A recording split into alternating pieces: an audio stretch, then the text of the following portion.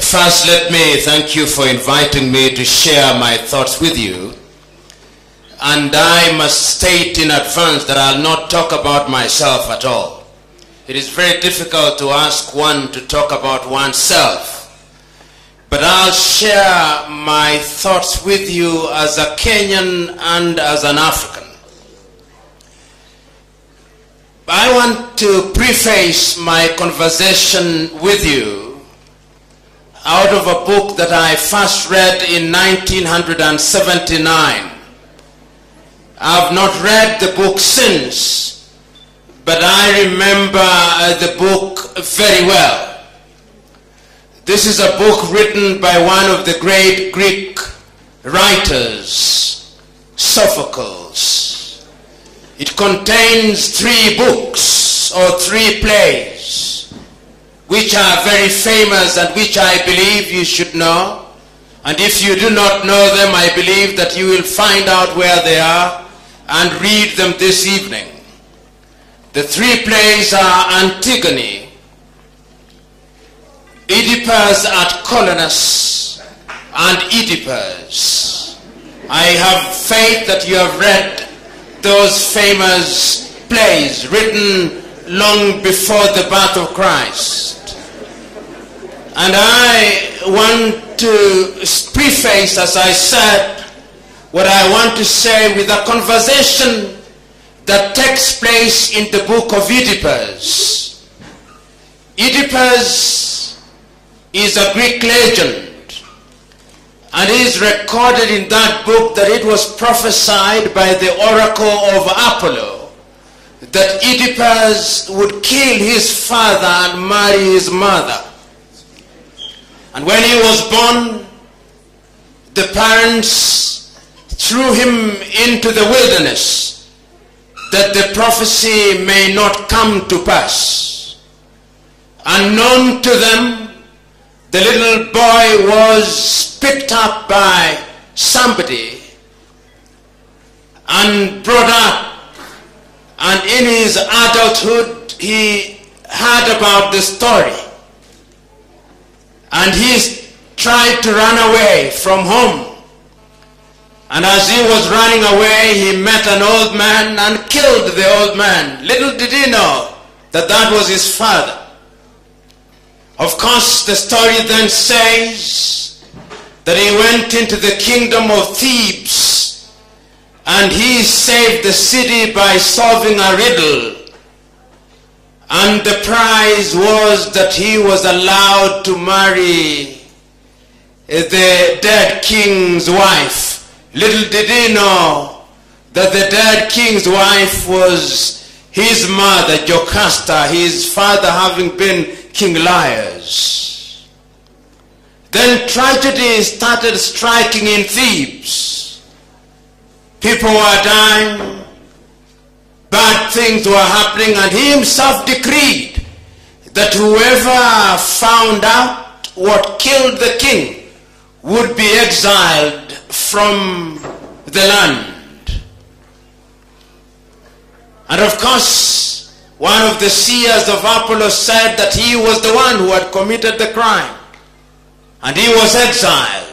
And what I wanted to speak about is to be found in the last portion of that play, when Oedipus has been removed out of his city, he's been exiled, and as he goes out, the commoners who are commentating on the play says, "Behold, sons and daughters of Thebes." This was Oedipus, the greatest of all men. He was envied by all men. Behold, what a tide of misfortune swept over his head. Then learn that mortal man must always look to his ending, and none can be called happy until the day that he dies and carries his happiness to the grave in peace. Why did I want to cite that? That is equally true that none can be called successful until the day that he or she dies and carries his success to the grave in peace. As long as we are alive, any claim that we are successful is not only arrogant but misguided. For the moment, what we appear to be doing is that we are on the right path. And what you should do is to pray that we should continue to be on that path. History has demonstrated times without number that men whom we thought to be successful betray you at the 11th hour. And therefore, ours is to be humble. I'm still with you in Greece. In those days of Sophocles, there also lived a great man, Socrates, of whom you know much. It is recorded that the oracle of Apollo wanted to determine who was the wisest man in Greece. And he sent out one of his oracles to go out in Greece and determine who was the wisest. In those days, Greece was known for many great things. The great writers of the time. If it was not Sophocles, it was Aristophanes. If it was not Aristophanes, it was Socrates or somebody else. When the oracle went out, the oracle came back and said that the wisest man in Greece was Socrates. And the only reason why the oracle arrived at that conclusion was when Socrates was asked, "What do you know?" He said, "The only thing that I know is that I know nothing." It is his humility that set him apart as the wisest man in Greece. So I too come here by saying the only thing that I know is that I know nothing. But progressively and consistently, I try to understand my environment. And this started very early on when I was a student.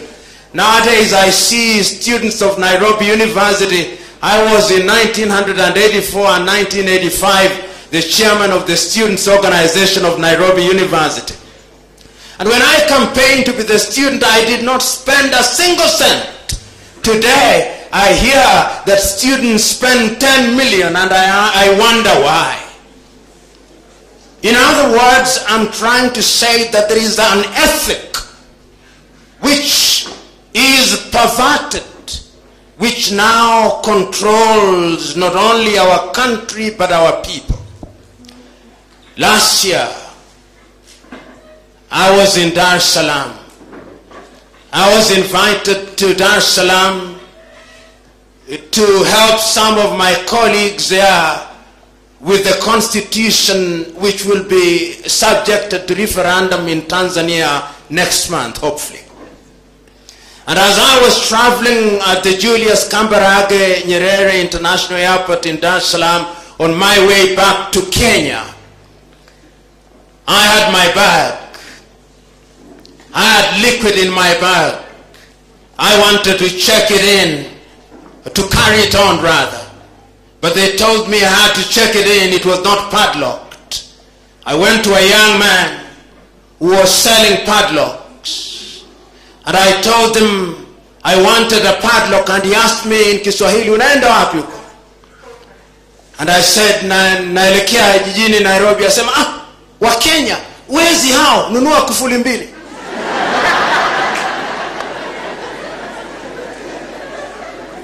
That tells you the image of Kenyans that is out there. Several years ago, I was in Zanzibar, and a Tanzanian minister in his unguarded moment was speaking, and he said, hili swala la Jumuiya ya Afrika Mashariki ni swala nzuri sana. Kwanza, itapanua soko, itawawezesha wana wa Afrika Mashariki kusafiri, lakini kitu kinachotuogopesha ni wa Kenya. Kwanza kabisa, hawana nidhamu. Siasa zao ni duni na za kikabila. Tuna hofu ya kwamba wakiingia katika Afrika Mashariki watatuambukiza ukabila. Jambo la pili ni walafi. na wanapenda sana ardhi, tayari wanaimezea mate ardhi yetu. You may not, and in fact you are not supposed to like what I'm telling you, but I'm trying to tell you that that is the image that we have out there. On our side, what image do we have of Tanzanians?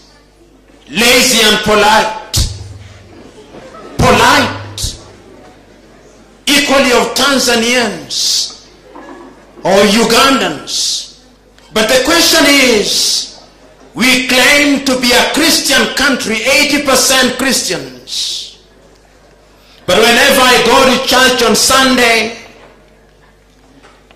when the congregation is invited to take the Holy Communion, and their reverends here, they tell the congregation, we are in the house of God.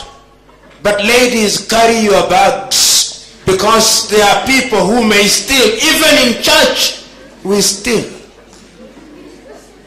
I said at one time in Mombasa that we live in a country where we profess the blood of Christ, but in truth the blood of ethnicity is thicker than the blood of Christ. Because when the chips are down, it is our ethnicity that counts, not our Christianness. You young men, when you are communicating via Twitter, via Facebook and other media, the venom that you spew out in the name of ethnicity is appalling and worrying. The question is, who are your role models? Today, there is a culture in this country which I call the sonkonization culture. The youth have been sonkonized, and I'm creating this word deliberately. What is sonkonization? Sonkonization is the process of acquisition of material wealth by means that are unknown and unfathomable.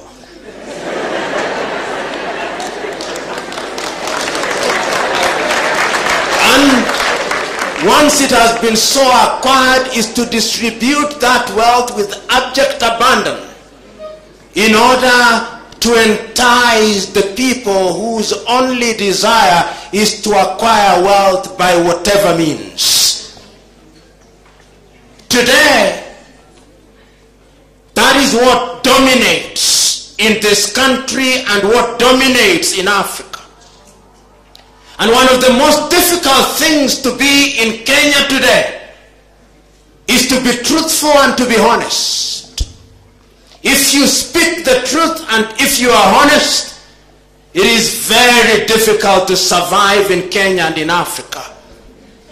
Our indiscipline as a people and as a population is manifested in our roads, it is manifested in our markets, it is manifested everywhere. We see it with our leaders.